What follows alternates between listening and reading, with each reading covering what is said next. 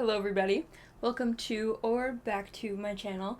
My name is Shane and today we're going to be talking about some myths and assumptions about reptiles that I have been collecting, and we are going to go through some.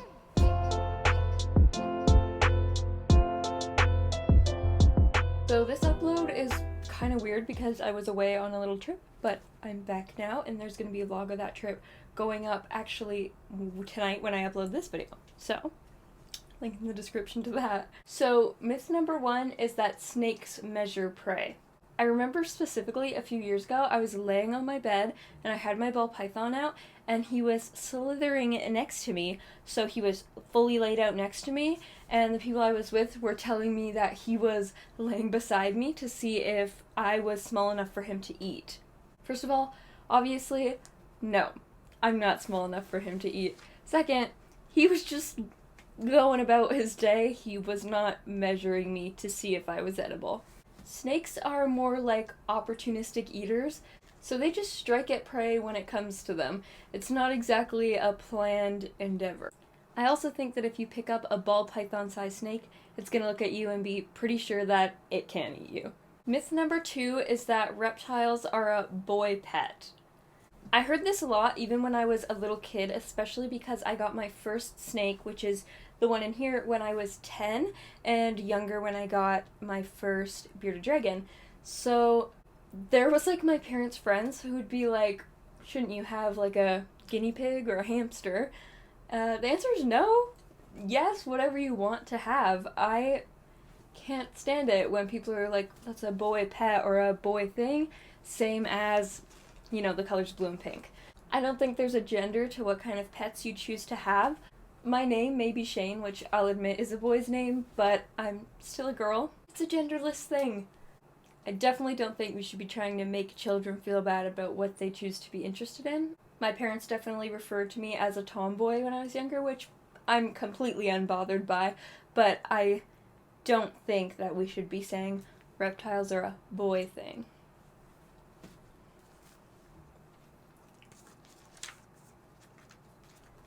Myth number 3, snakes have no bones. That's not true. Snake's an invertebrate. Vertebrae is bones. It's a spine. It's your like spine. So that's bones, and rib bones, and snakes specifically, I think it's like 300 to 400 rib bones because they're long, so they've got a lot of bones in there. So yeah, they don't have like a femur and a tibia and a fibula because they don't have legs, but they still have a spine and ribs, which are bones. Number 4, a turtle or a tortoise can't feel its shell. I've seen some things where people want to like drill handles or like leashes into their turtle or tortoise's shell. What? Like, why do you think it can't feel it? It's not like a hermit crab leaving its shell. Turtles don't switch shells. They have the one that they come from the egg with. Just because your head is hard doesn't mean you can't feel it. So knocking on a turtle's shell and like scratching at it and stuff, the turtle can definitely feel it, and I'm sure it doesn't feel good. Give your head a knock. You can feel it, can't you? So can a turtle. Number 5, most snakes are venomous. Literally the first question I am always asked when someone comes into my room is it poisonous? To which I say no, because poison and venom are different. They're different things. Being an average reptile keeper, I'm probably not going to have something terribly venomous. I do have venomous things, but just spiders. I don't have any venomous reptiles. Though I suppose it's a valid question if you don't know anything, coming in and asking. About 17 to 20% of snakes are venomous, and 20% might seem like a big number, but that's including like a hognose snake, garter snake, a false water cobra. These are things that are not medically significant. If you get bit by a hognose snake, maybe some swelling, but it's really just going to be like a bee sting. Obviously, if you have a rattlesnake or a cobra, then yeah, people are going to be like, that's a hot species and don't get bit by that. Most people who are just keeping reptiles in their bedroom don't have those snakes. Some do, but I don't. And I'm here to tell you that it's unlikely one of your friends is going to have a snake in their bedroom that could kill you. But I do think it's a valid question to ask when you don't know. But now you do know. Myth number 6. Legless lizards are the same as snakes. No, they're different. There is actually clear differences between snakes and legless lizards if you look at them. Legless lizards, first of all, have ear holes. Snakes don't. And their jaws are going to be different. Legless lizards will still chew. Obviously, snakes really don't. There's some that, like, chew in venom and stuff, but, like, they swallow their prey whole. Legless lizards don't do that. But also, internally, they are different. They have completely different musculature, as well as the way they digest. Their whole digestive system is different. Number 7 is that snakes, tarantulas, scorpions will chase you. That's definitely not the case, but they will kind of run at you.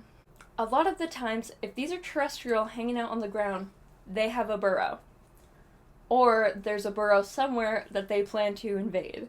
If you're just walking around somewhere and you see a spider and you freak out, odds are the spider's also freaking out because it thinks you're going to try to eat it or, step on it, or it's going to die. So it wants to run to a shaded, covered place. Your shadow. So if you start running, your shadow's running too, and the spider is trying to take coverage in your shadow. I think something else that happens is people lie because they're scared and they're not paying attention to what's going on, so they just assume the snake is chasing me, I need to run, or the spider is chasing me. And the same thing goes for snakes with burrows. You're running, that snake's just trying to get to its burrow. It's not chasing you. Number 8. This is a really big one that bothers me. Releasing your unwanted pets into the wild is a humane thing to do. It's not. Find it a new home. Take it somewhere. To someone who will care for it. You know what happened in Florida? Somebody had a nice big berm. And they were like, this snake is too big. I can't take care of it. So they let it out. Or it got out, or somehow it ended out there. And the weather's good for berms there. And now they are a hugely invasive species there. And they get hit by cars in the street all the time. Your animals can become invasive. Here's another thing that can happen. I live in British Columbia, Canada, and it's currently October. I could decide I didn't want my leopard gecko anymore and be like, I'm just gonna let him outside. That would not go well. It's cold.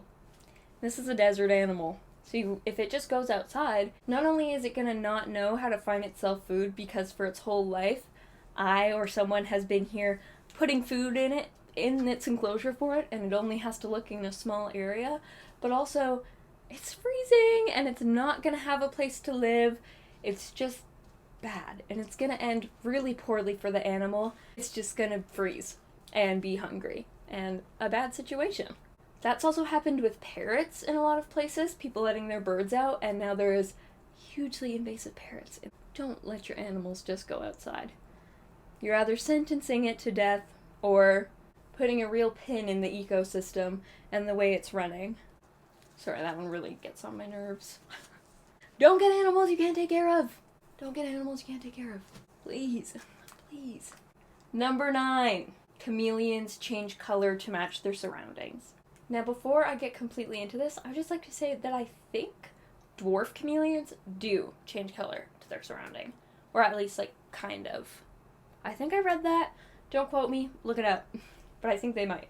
But a chameleon, like a veiled chameleon, panther chameleon, chameleons that you just see, that are more common in, a pet store, they don't. They do change color, but it's more to communicate. Things like their temperature, how they're feeling, if they feel sick. If they're pregnant, they can change color. And also to basically tell someone to get away because they're angry and this is my territory, then they can change color. This is my dear baby Ada, who I kind of just grabbed out of her tank when she was chilling. and she almost immediately is getting very dark. You see how dark her scales are? I mean, she's also in shed right now, so it's a little different for her colors, but do you see how she's darkening up a lot? That's because she doesn't want to come out or hang out with me right now, because she's just chillaxing. It can also mean they're cold. I know that she's not cold because I can see the temperature on the thermometers, and it's really hot in this room, so I really don't think she's cold. But you can see how she's darkening up. It's because she doesn't want to deal with me right now. So I'm not going to make her. So that kind of shows you that it's not just chameleons that do that. There are other reptiles or lizards that do that. But chameleons are known specifically for things like Tangled with Pascal. Is that his name? He changes color to like blend in with things, but that's not actually a thing that happens. There's no way that lizard is cold because I'm having a heat stroke in here. Myth number 10. You can get salmonella from your reptiles. I hear this all the time from my grandma. How are your animals? They're good, Grandma. Thanks for asking. Did you wash your hands? Have you touched them? Did you wash your hands before you ate? You're gonna get sick. I hope you don't kiss them. Like, she's always very concerned that I'm gonna catch salmonella from them. I can tell you confidently that the chicken you had for dinner last night is much more likely to give you salmonella. Now, I will say, yes, reptiles can give you salmonella, but I'd assume you're not gonna eat them. And also, they can give it to you other ways, but as long as you wash your hands, you clean the tank regularly, and have good husbandry, it's extremely unlikely. Like, super unlikely. There's one more thing I want to mention, and it's not a myth, but it is kind of like a little assumption, which is that all snakes have two big fangs, right in their mouth. I have been bit by this ball python many times, and I can confirm he does not have two big fangs. He has a top and bottom row of little tiny sharp teeth, which is why I would say being bit is not very painful. It can be. I was once bit on my thigh, and it was kind of painful. He just got me in a weird spot, and he twisted up, and it hurt. But he's bit my arm or a finger, and it's not very painful. But you want to talk about a gaboon viper, I think they have like 2-inch long fangs, like huge fangs that are going to do some damage, especially because that's a rather venomous species of snake. So yes, it's true, they do have big fangs, but a little ball python is not going to have two big fangs that they're going to get you with. Also, I would just like to say that my bearded dragon has a lot of outfits, and you should follow my Instagram. It's linked in the description, but it's at Shane's Reptiles, and I'm going to post some pictures of Ada for Halloween, and hopefully some of my leopard gecko, but he doesn't really love to stay still, so maybe not. But look at how cute this little witch hat is. And I have a cowboy hat. I have a lot of outfits. If you want to see her wardrobe, check out my Instagram. So that was 10 myths and a little assumption about reptiles that I've heard many times and just thought, why not clear them up? If you're interested in my channel or seeing some of my animals, since you only saw the bearded dragon today, consider subscribing or checking out some of my other videos. If you like the video, then you could like it. And if you want to be notified when I upload, click the notification bell. I have Instagram, Twitter, Patreon, and a second channel, which will all be linked in the description below. Thank you so much for watching, and I will see you next week. Bye.